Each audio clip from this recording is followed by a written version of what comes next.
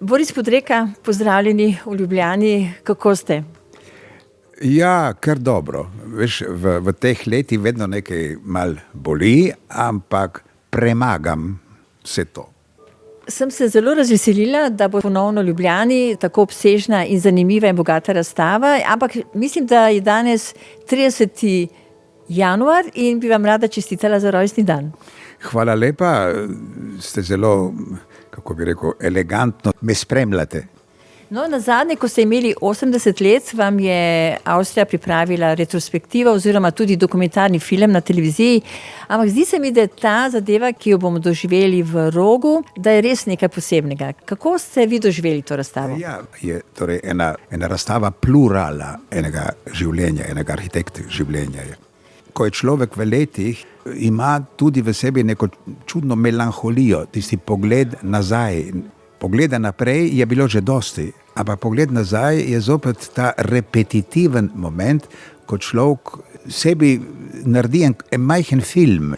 In zato pravim, da ko pridem v Ljubljano, se vedno zbudijo spomine, ko sem imel 5 let, ko so moji starši iz Trsta bežali od fašizma, ker sem imel 3-4 leta, sem se zgubil in so me našli.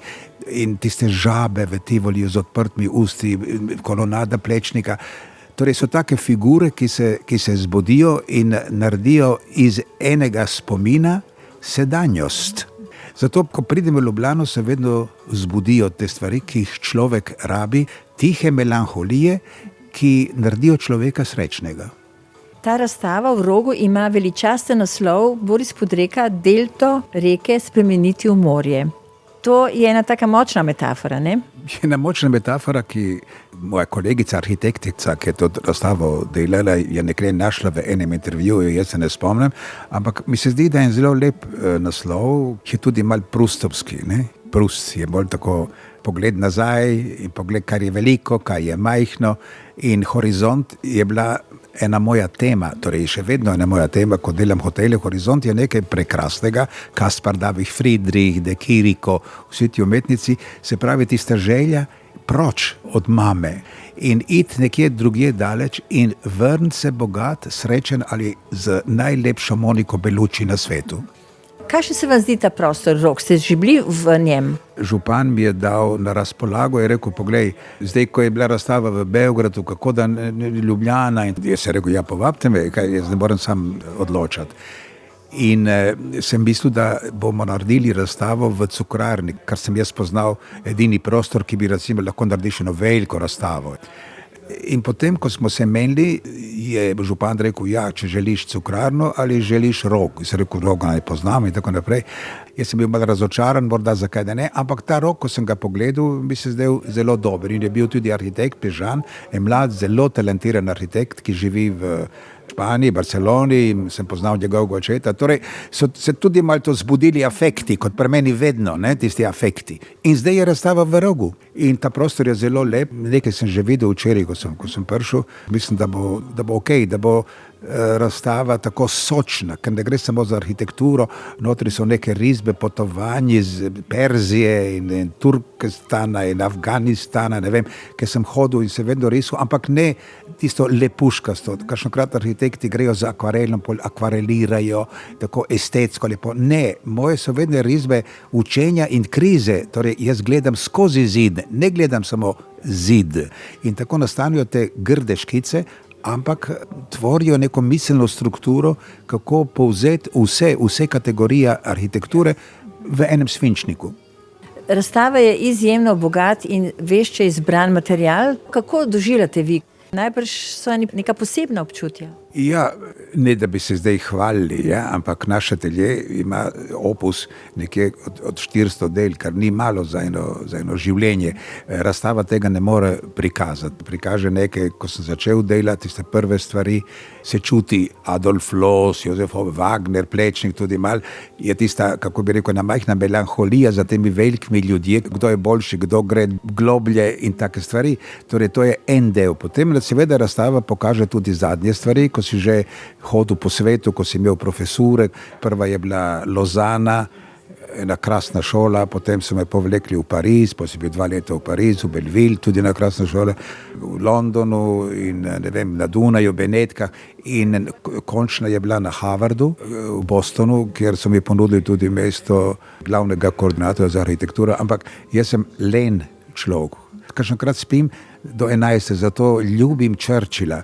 Churchill je spal do 1 ure, v Pojsli je bil, potem so ga prali pod tušem in šele potem bi začel življenje. Ampak tisto v Pojsli, kar je mislil, tisto je bilo najbolj pametno za Anglijo, ki ni izgubila vojne.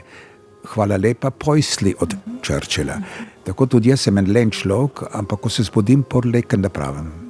No, takole, kot se sprehajam skozi razstavo in ko sem prebrala še toliko vaših biografij, zapisov, me zanima, če bi v Trstu, kjer ste šli v osnovno šolo in v gimnazijo, če bi ostali in se starši ne bi preselili na Dunaj, bi bila ta zgodba drugačna? Absolutno bi bila drugačna. Torej, pri meni vlada polifonija in polikromija. Torej, moje življenje ni en akvarel enobarvni. Sigurno prve stvari, ki sem videl, metaforično rečeno, so bile žabe. Moji starši so, torej moja mama je bežala, moj oče je bil ataše pri kralju Aleksandru, ko so prišli Nemci, takoj so ga ujeli, njegova 2 brata in nažalost v najlepših letih je bil v Osnabriku zaprt in potem kasneje na Siciliji. Jaz sem očeta videl, ko sem imel 7-8 let in mama je bežala z Beograda v Ljubljano, ker je bila hiša, ker se ta stari oče preselil iz Ljubljane, takoj, ko je se vojna končala v Trst, potem sem videl očeta v Trstu, ki je prišel z Sicilije, enega zapora fašistov. Moj oče je bil od Anglo-Američanov postavljen kot nek župan, sicer župana ni bilo, ampak je vodil mesto in znal dobro angleško, je znal 7 jezikov in je bral po noči knjige, je bil dom d'art, ampak ni bil umetnik, je bil človek, je bil trgovec, kot vsi Tržačani. Ampak, ko je prišla Italija in ko so prišli Istrijani, je prišel ta nov fašizem v Trst. In moj oče tega ni hotel. In kje bo šel? Je šel v mesto, ki ga je ljubil. Skozi literaturo, skozi kulturo. In to je bil Dunaj. Moja mati je bila lepo živela v Trstu, opera, loža, prijatelji z vseh kontinentov so šli skozi naše stanovanje.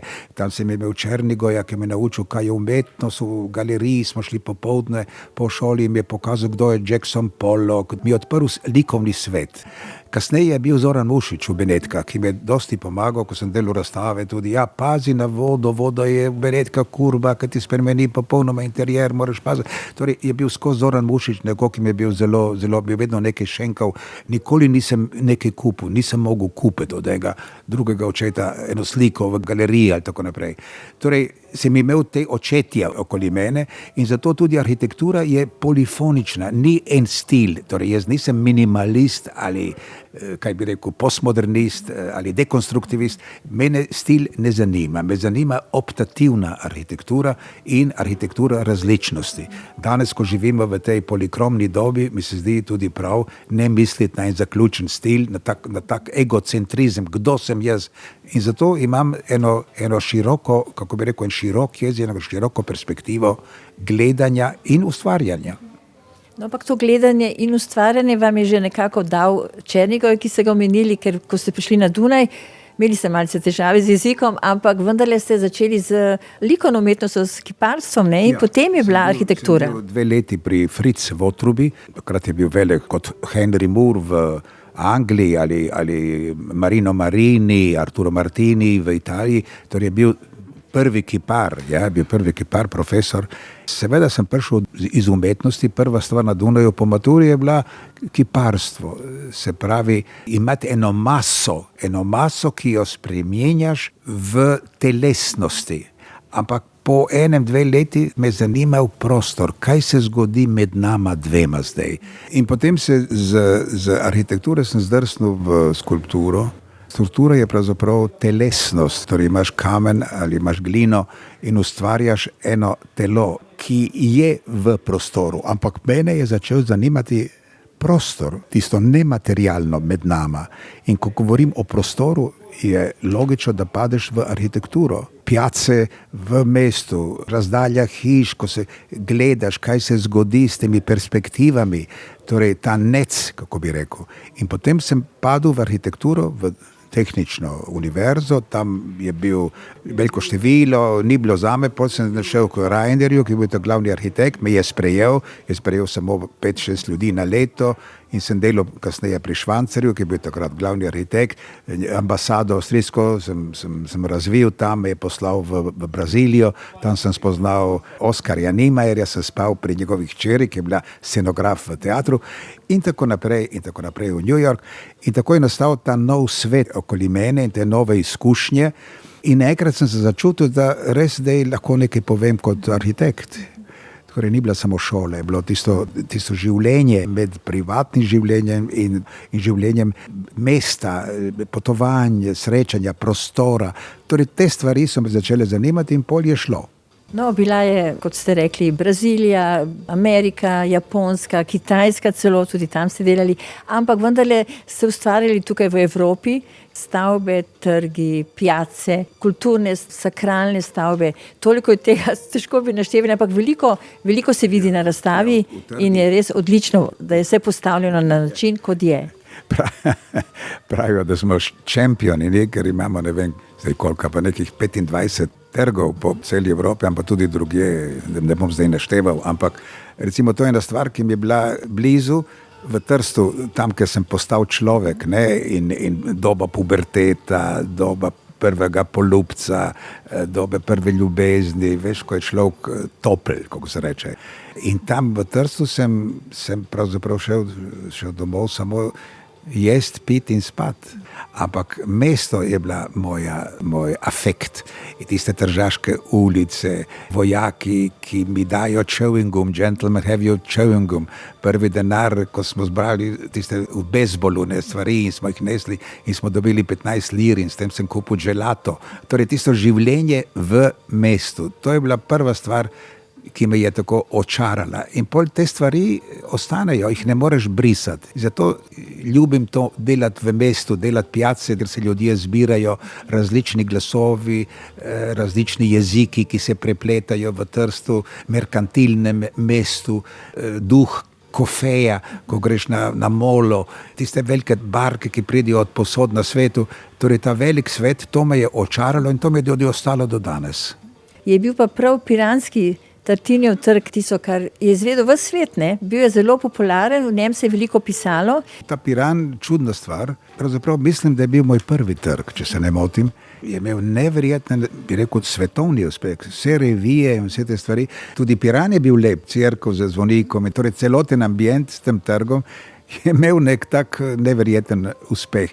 Pravzaprav je bila prva stvar, ki se je začela publicirati in potem so nastali piranski dnevi, ker sem bil kot en tak, bi rekel, ausen minister, ne? Torej, ker sem poznal te ljudi v svetu, v svojih profesurah in sem zdaj tako velikodušno pozval Chipperfielda, pozval vse te arhitekte, ki sem jih poznal, sem to kapitaliziral v Piran. In tudi za slovenske arhitekte, za slovenski milje je to nekaj novega, je bila pravzaprav ena druga, morda še globlja šola, kot je normalno šola na univerzi in tako naprej. In so spoznali te internacionalne ljudi, so nastala prijateljstva, torej je nastal ta nec, ne? Piran je bil pol en tak nec, evropski nec, ma ne samo evropski. Imeli smo smolo, da nisem mogel pozvati svoje prijatelje iz Amerike, ki sem hotel, ker oni imajo en drugi sistem učenja, ko ne morajo priti in tako naprej. Torej, za Ameriko ni šlo, ampak celotna Evropa, Švedska, Norveška, ta glavni arhitekti so vsi bili v Piranu. Piranski trg je bil pravi fenomen, ne? In z njim se je potem začela ta neverjetna zgodba vaših trgov, ne? Ki jih je bilo nešteto. Ja, človek ne sme biti sentimentalen, veš, kot arhitekt moraš vedno gledati naprej. Tisto, kar se je zgodilo, se zgodi v razgovoru, ko človek, ko govori, ga nekaj potakne in potem gledaš nazaj tudi. Ja, jaz te stvari, ne da se bojim, ampak mi ni blizu tisto gledati nazaj. Ja, jaz imam nove vtise, nove probleme, imam nekaj, kar mi horizont sugerira in take stvari. Torej, rajše gledam naprej kot melanholijo življenja. No, zdaj bi šla jaz na mesec, tako da samo povlečemo ven tiste neke ne bistvene, ampak take zanimivejše stvari, ne, od Dunaja, Benetk, Bolcana, Ljubljane, Maribora, kje so stvari, ki stojijo in kje se res ustvarjali. V Ljubljani uživam, ko grem čez Žitni most, čudovit most, ne, in tak res slikovit, ljudje sedijo na njem, ne grejo samo čez. In potem Maribor, kjer se več celo ustvarjali kot v Ljubljani, ne, ampak to zgodbo ne bomo zdaj obnavljali, zakaj, ampak v Mariboru imamo novo medicinsko fakulteto, potem obnovo univerze, ta dodatni del Slomškov trg in ta aleja prvakov in vodnjak, ne, vodnjak je zelo pomemben. Ja, pri meni vodnjak je pravzaprav življenje, ja. Jaz bi najrajši enkrat napravil eno razstavo teh vodnjakov. Mislim, da jih imam 30, zadnji je v Študgartu, zdaj, ker sem napravil tudi velik trg in imam tudi vodnjaka, ena broška na tajerju. Je nekaj tako posebnega, torej je trg, ampak ima tudi eno svojo pomembnost, ki je avtonomna, bi rekel, ker je to življenje, voda, ki teče, šum vode in te stvari. Človek rabi te stvari, torej človek ne rabi samo denar in doživetje kapitala, ampak rabi tudi te nuanse, da bi imel polno življenje, ne prazno življenje. Torej, ti trgi in te stvari so mi dali možnost tudi spoznati mesta, spoznati druge stvari. Torej so bile en foaje za zgodbo. Ker trg morda ni samo arhitektura, trg je en karakter enega mesta, bi rekel, ena kulturna geografija, ki jo človek dobi, en velik paspartu, v katerem je upodobljeno mesto, torej je nekaj širšega. Ja. Seveda tudi, če gledamo, je tudi ena melanholija, ja, ker si bil v Grčiji in življenje te je poslalo v Italijo, ampak še vedno rabiš mamo. Torej tista melanholija življenja, ki je ena krasna tema, Jaz govorim dosti jezikov kot moj oče, to spreminjanje in tako naprej. Tako da recimo tudi zdaj, ko so imeli Nebotičnik in ta Ljubljana in te stvari, mene je vedno zanimalo, da ne delam same stvari. Veš? Tudi Ljubljana ima ogromno dobrih, kako bi rekel, arhitektov, ki delajo pošteno, bi rekel, te stvari, ki so zase, so stil, so nekaj, ima ti pobožni minimalisti recimo, ne? Ki imajo en tako določen stil in pa rečeš, aha, ta je enciklopedično, ne vem, altruist. Ne, to mene ne zanima. Recimo zdaj, ko govorimo o teh visokih hišah, ki sem jih napravil, ali Nebotičnikih, ampak jaz rečem visokih hišah, ker nismo v New Yorku. Ne? Mi vedno zanima, kaj je ta faro urbano, rečejo Italijani. Ti so svetloba, ki, kako se reče v slovenščini faro, na morju, ki dela luč, je svetilnik. Svetilnik, ki meče okoli sebe luč, torej ta dialog z mestom. Ne sme biti mutast, samo jaz sem lep. In recimo ena visoka hiša je faro urbano, kot se reče, ta luč, ki meče in nastane ven dialog. Ni mutast in tisto mutasto meni se ne dopade, kdo sem jaz. Nič.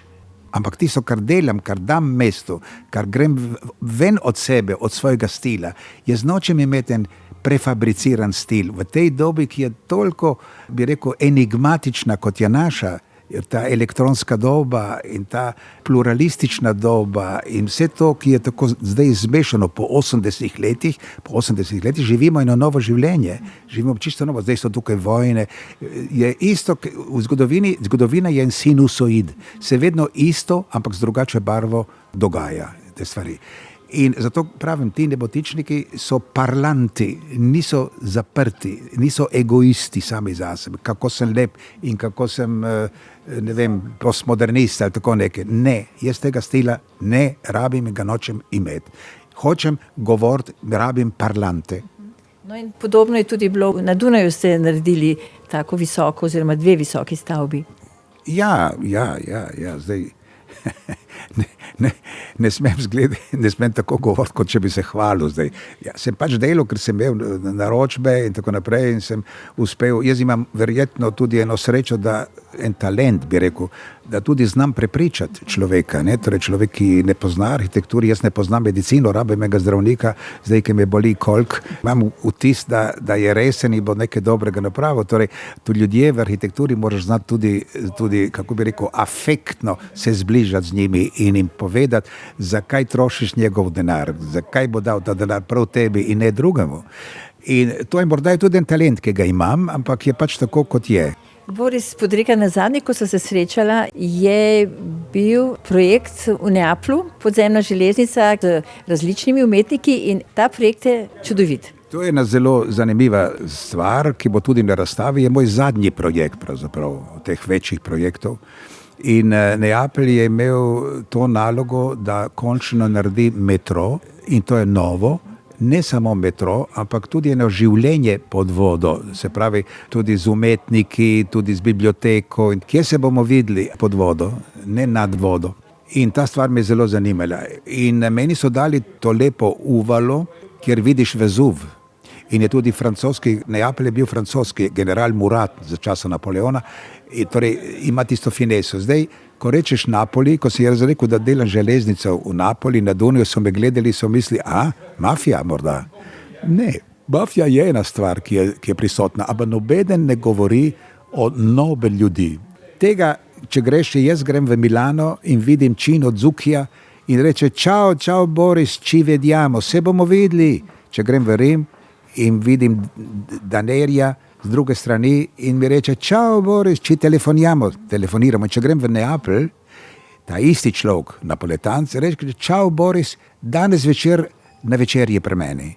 Torej, ima tisto fino italijansko subtilnost, gentilezza, je še ostalo v Napolju. Zato ljubim to mesto. Največji filozof Benedetto Croce ni slučajno, da je bil Napoletanc. Jaz sem odkril Napoli kot eno neverjetno nobel stvar z zelo, zelo zanimivimi ljudmi, ki znajo iti v globino, niso tako istočasnici. In ljubim to mesto. In zato sem to zelo, zelo rad delal, se pravi, gor vidim Vezuv in mesto. Potem se spustim dol vidim eno veliko škatlo, kot če bi potonila en barkon. In vidim tudi enega umetnika, ki sem se boril za njega, da mi ni en drugi, ki so mi ga dali, ki mi ni bil všeč, ki naredi zide, da jih več ni, jih dematerializira. Človek, ko gre dol, ima vtis, da sem res v morju, se ne lažem. Ja? In tako naprej. In nastala je ena stvar, to je zadnja stvar, ki je meni, tudi moje ženi, ki je arhitekt, zelo všeča. Zdaj me je župan povabil marca meseca, da pokažem ljudem, zakaj sem tako napravil kot eno predavanje in skup. In smo dobili anketno prvo nagrado, torej zdaj delijo ankete, ni samo ena komisija, in ljudje, ki pridejo, imajo svoje interese, svoje prijatelje, pol nekdo dobi nagrado. Ne, sprašujejo ljudi vseh socialnih levelov, so me počastili s to nagrado, to ni malo. Tako da grem marca dol in to je moje zadnje delo in je na delo, ki ga enostavno rečeno ljubim.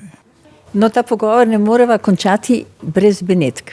V Benetkah sta tudi že snemala takrat, ko ste tam obnavljali muzej, ko ste delali na Giudecchi in ko ste me seznanili z Gian Domenikom Romanellijem, s katerim sem potem tudi naredila en čudovit intervju. Benetke so bile tudi vaše nekakšno zatočišče razmišljanja, ustvarjanja, tam ste imeli dolgo časa biro, tudi ste predavali kot profesor. Kaj so v bistvu Benetke? Benetke seveda so nekaj pomembnega, je eno abstraktno mesto, ki pliva, ne? In ima eno svojo avtonomno zgodovino in svoj avtonomni karakter, ne samo v umetnosti, ampak tudi v Orient, potovanja z prve svile, prvi tigri, ki so prišli v Evropo. Torej ima tisti Orient v sebi, ja? Tisti svet, ki ga ne vidimo, ki je nekje v omari in to ti pokaže to krasno mesto. Torej jaz sem živel, sem bil v stanovanju 8 let, tam so bila prijateljstva, Luigi Nono, komponist, Massimo Cacciari, filozof, župan, Francesco Delco, kritik arhitekture, profesor. In smo se v četrtek vedno našli v Altanelli na Giudecchi, kjer je živel tudi Hundertwasser, ki sem ga tudi poznal, ampak ni bil del te klike, ki ti zdaj govorim, so bili Italijani. In je bilo kosilo, ampak to kosilo je bilo do polnoči. Torej, to mesto mi je dalo, kot se reče, ene posebne afekte. Sem se čutil tudi jaz Venecijan. In tako so nastali tudi projekti brez natečaja. Sem dobil en ogromen muzej moderne umetnosti v eni palači, krasni palači na Canal Grande. To je bila tudi ena lepa stvar, taka vzvišena stvar. Ampak tudi manjše stvari, socialna arhitektura na Giudecchi, ne vem, 5 hiš ali koliko je bilo. Hiše, ki niso luksuzne, ampak imajo eno svojo inteligenco, so zelo tako venecijanske, ampak se ne prodajajo v motivih Venecije. Imajo eno svojo venecijansko zgodbo. In potem tudi druge stvari, zdaj jih ne bo naštel, recimo novo bienalo, to nisem zidal, ampak je velik projekt, kako se bienala bi razširila in tako naprej. Torej sem se čutil doma, ja, in za patriarha, torej Benetke nimajo kardinala, ampak imajo po tistem koncilu, v Benetki se imenuje patriarh, torej nekaj pravoslavnega še vedno. Tako sem za patriarha, ko sem delal ta muzej, sem dobil tudi, da delam njegovo rezidenco. To stvar nikoli nisem publiciral in niti fotografiral, morda jo bom en dan napravil. Torej so tudi stvari, ki jih jaz nisem videl, ko so bile gotove. Jaz imam polno stvari, ki sem napravil nekje drugje, ki jih nisem videl. Recimo v Braziliji sem delal za Jezusa. Je ena fascienda, ki jo nikoli nisem videl. Sem delal v Empire State Buildingu za Glazerja, gospoda Glazerja, ki je imel veliko firmo za prevažati kompjutere preko oceanov in kaj zvem kako. In se za njega en velik biro napravil v Empire State Building na 67 nadstropju, ki ga nikoli nisem videl.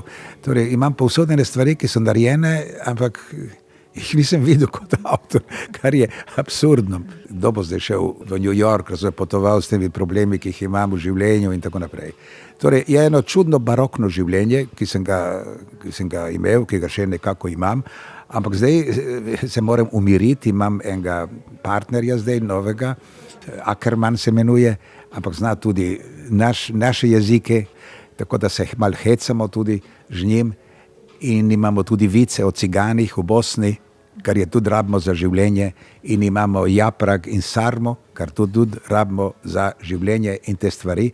Torej v tem kaosu iščemo eno normalnost življenja, da lahko z vsemi govorimo. In imam otroke, hčerka dizajn je že profesor, sin je zdaj končal stadion v Leipzigu, tisto pokrito z eno veliko, ogromno streho.